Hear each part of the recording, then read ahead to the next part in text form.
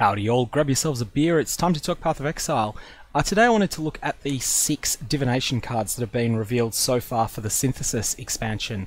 I think, while some Divination cards are basically just bonus loot that you pick up while you're adventuring as normal, and other ones are things that are only really of relevance to solo self-found players. A good example for this would be the card that grants the Ice Storm Staff. Some of them will have significant impacts on trade leagues, and I think that the 6 that have been announced so far are amongst some of the most impactful that have been released so far in the history of the game.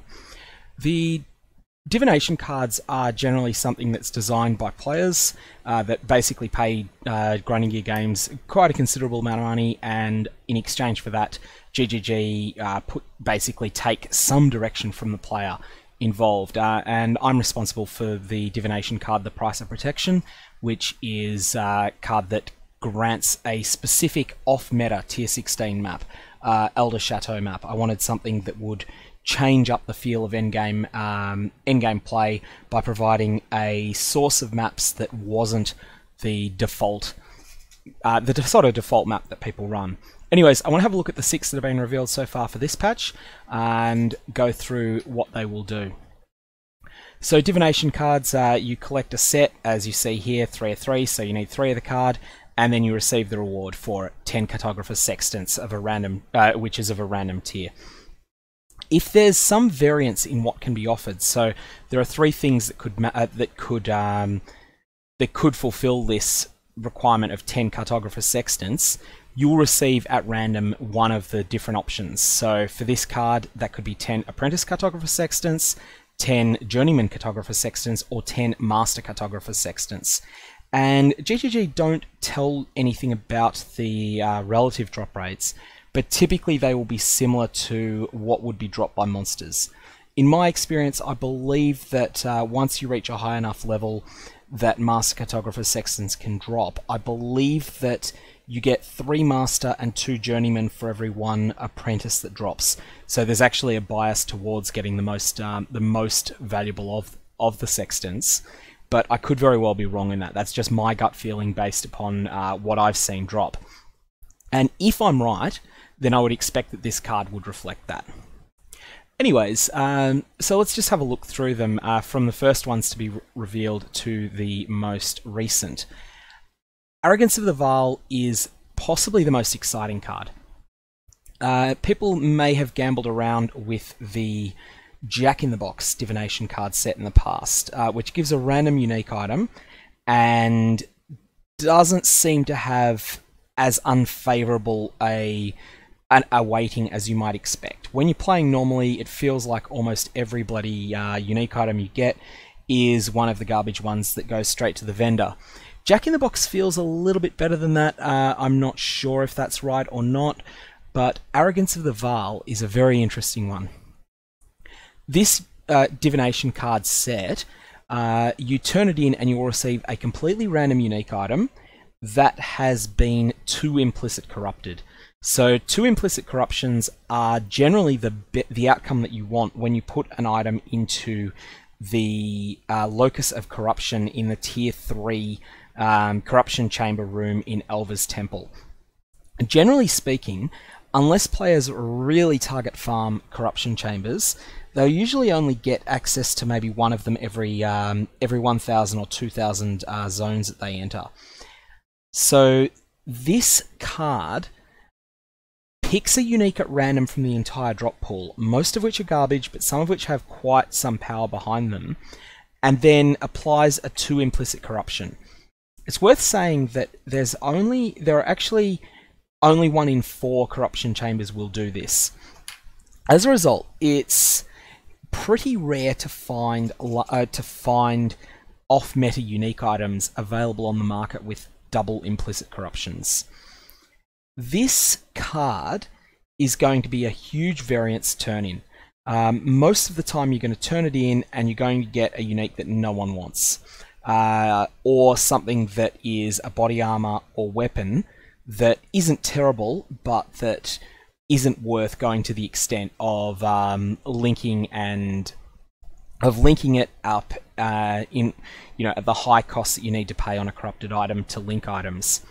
However, if you get a meta item with this, let's say for instance, if you were to get the Hrimsora gloves, which are quite a common unique item, very common in fact, but that have have a lot of use to them, get used a lot by endgame players, then suddenly this can be very, very, very strong. I think what we're going to see with this is it's going to be somewhat like the Emperor's Luck Divination card and the Gambler Divination card, one of which gives you 5 copies of a random currency orb, and the other one of which gives you a random divination card. Most of the time you're going to get trash, but every now and again someone is going to get a 20, 30, 50 Exalt jackpot with this. The jackpots are bigger than they are with the Emperor's Luck and the Gambler Divination card. The jackpots are huge. There will be someone that gets lucky and gets a Headhunter with 1 premium corruption and 1 OK corruption on it, and suddenly that Headhunter is going to be worth at least as much as a Mirror of Calandra, potentially 300, 400 Exalted Orbs to the right person. When that happens, there's going to be a frenzy of interest in this card. I think this card is going to be quite rare. As I mentioned before, it's quite rare to get access to the Corruption Chamber. And, as I say, typically 1500 or so maps of normal gameplay, or a bit less if you really target getting Elva and ruthlessly prioritize the Corruption Chamber over all other options that she has available in the temple. And then only 1 in 4 of them gives you a 2 implicit corruption on an item. For that reason, I think that this Divination card set could actually be worth quite a bit. If you're the sort of person that's variance averse, so you like making steady currency, you don't like big gambles, I would suggest that any of these that drop for you, you sell. If you're the sort of person that makes YouTube videos of turning in lots of Divination card sets or various other gambles, and there's plenty of you out there, then this is going to be a card you're going to want to be buying up. If you're a little bit unethical with it, you could even go as far as to post a whiny thread on Reddit about this card giving absolute garbage, fabricating a story of turning in 150 sets of it and getting nothing more valuable than a 2 implicit corrupted Pyre ring, then do that in order to encourage other people to sell this card, then buy them all up, then wait until the first streamer gets a Headhunter on stream with it. Whilst I'm not endorsing that sort of action, it's going to happen and people should be aware of it. So this card's going to fluctuate a lot in value throughout the league. I think I'm just going to turn it in for a bit of fun if I get it. But I do think it's going to be a set that you're not going to be able to complete without trading. And I also think it's probably not going to drop in a spam farmable location. So what I mean by that is that it won't be a normal map on the Atlas that you get this card in, I don't think. I hope I'm wrong on that. This card seems like it'll be a lot of fun. So I hope it's something that, instead of being somewhere like the Vaults of Atzuri, I hope it's in somewhere that you can just run over and over and over again, like, say, for instance, the Vaal Pyramid map, or even the Vaal Temple map. Anyways, Arrogance of the Vaal should be fun, but expect to be disappointed almost every time you turn this in. Next up is the Mad King. This is for the prophecy that makes the Kalm's Ring into something that lots of Juggernauts like. The upgraded version of Kalm's Path, I think it's called Kalm's Way after you do the upgrade, or anyways, it's a very solid ring when you've got the set together. I think this is primarily designed for solo self-found players. The King's Path prophecy, whilst it's pretty rare, in fact it's very rare, you probably need to turn in 5,000 or 10,000 silver coins to get it, even once on average.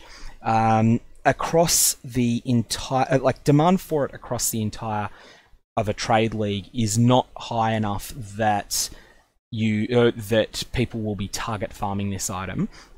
So this divination card.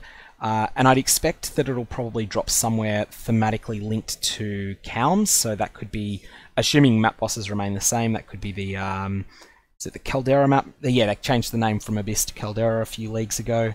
Could be the Caldera map, could conceivably be the Volcano map, and it could be in Calm's Path in Act 4. In any case, I think this is going to be a massive boon for those of you that are solo self-found players. For people like myself that aren't, it's just going to be something that's a small, extra little burst of currency every now and again when it drops. Third up is the Seeker. This is the first divination card that targets Orbs of Annulment.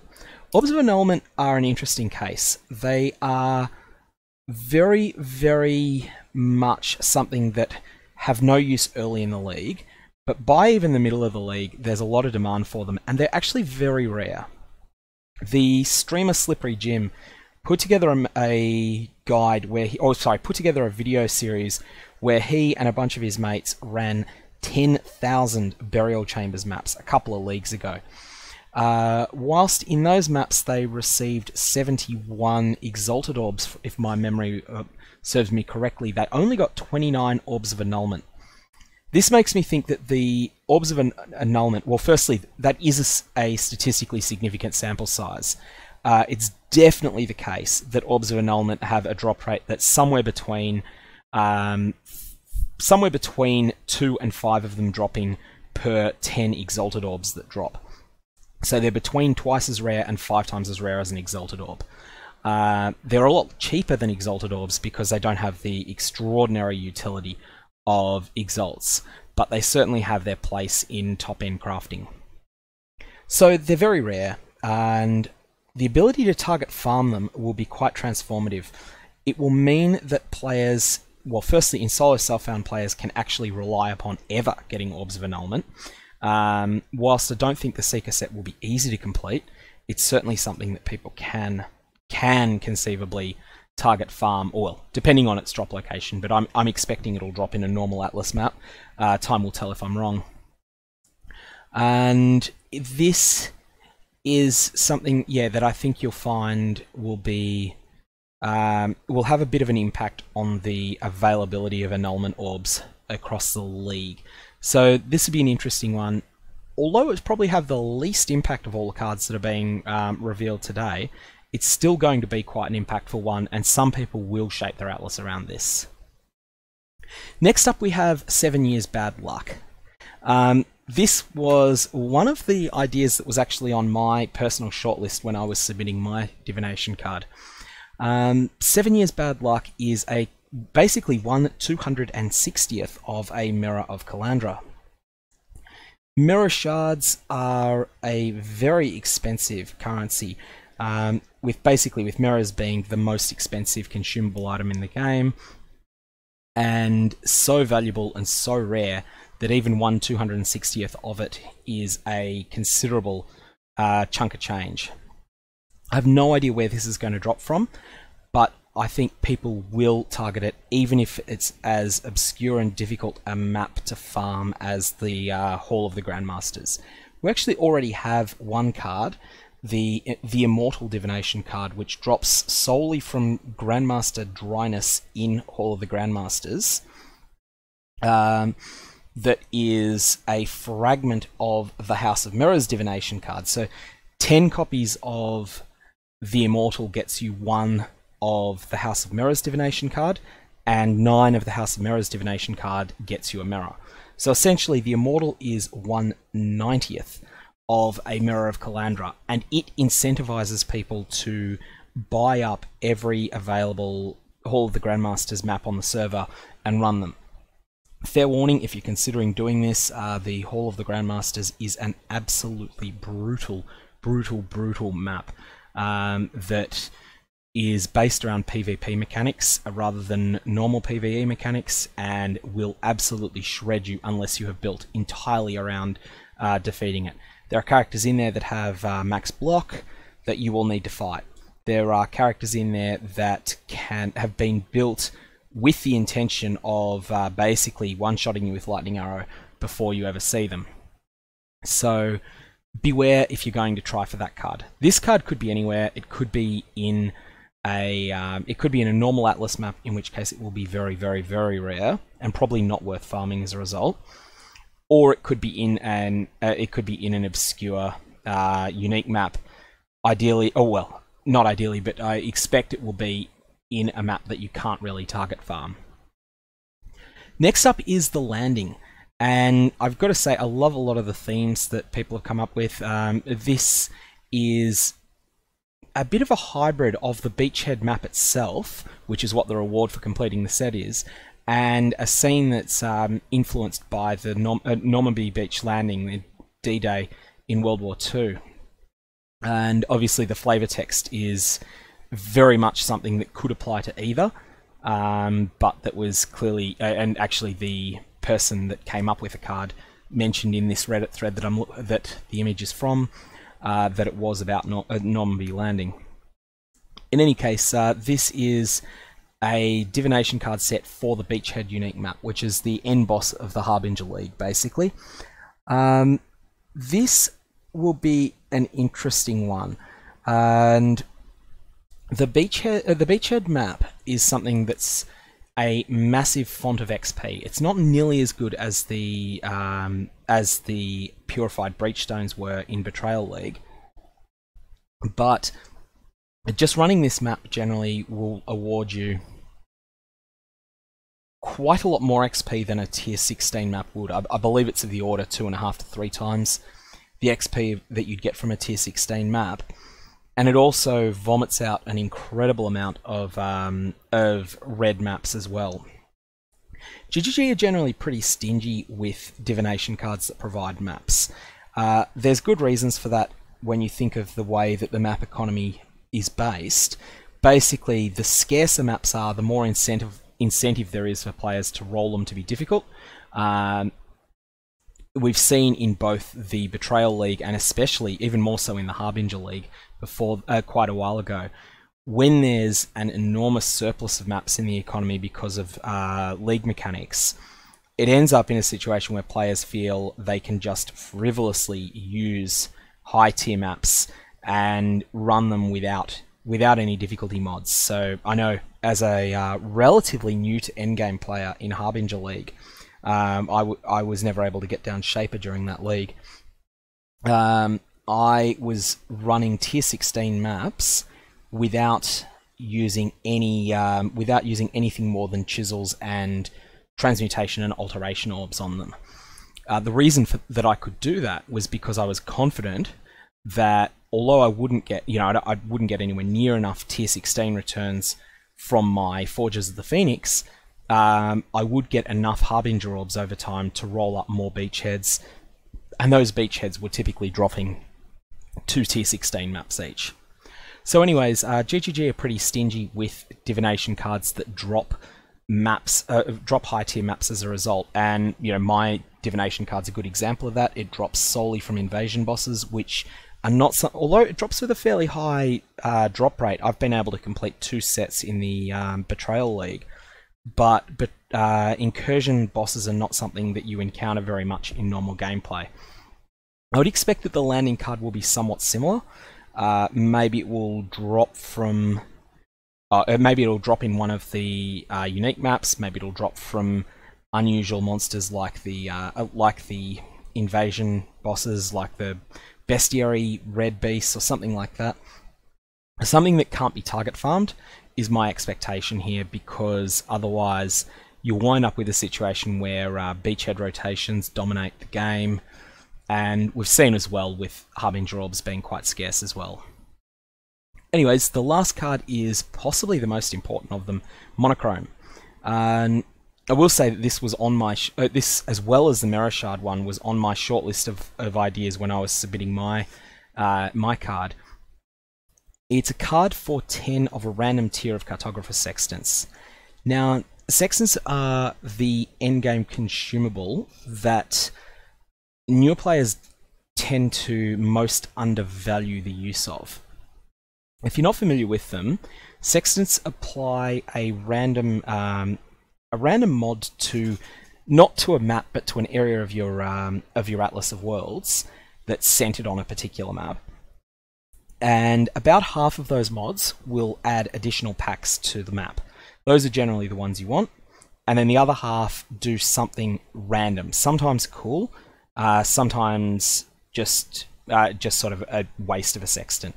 So to give an example, one of the meh mods is that curses have 20% less effect on monsters and 60% less effect on players.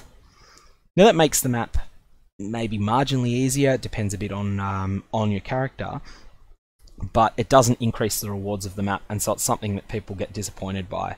More common is a mod that gives monsters and players take 10% more damage of a specific element, so cold, fire, lightning, or also poison and physical are options as well. And the zone contains more monsters that deal that type of damage. This then seems to, like, these additional packs seem to benefit from the pack size on the map, and so effectively it winds up considerably increasing the density of the map, the amount of XP that you get from clearing it, and the amount of loot that you get. In any case, there's been no real way to target farm sextants in the past. You know, you get them as loot while you're running delves, you get them from running maps, but this gives a way to speed up the acquisition of them. And because players that are seriously pushing the limits of XP use a lot more sextants than they can loot themselves, I think we will find this card will be very popular with people that are trying to get to the top of the ladder in you know, in a new league. So very early on, I expect that players will be trying to get to compile as many of these sets as they can, so that they're always running maps that have been amplified to high hell with sextants.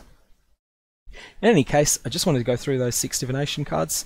They're all looking to be some of the most significant ones that we've seen for a while, and I'm quite keen to see how they affect Atlas strategies that players tend to use during the next league. But time will tell. Maybe I'll stick with the tried and true method of target farming the divination cards for the Headhunter in the tower map.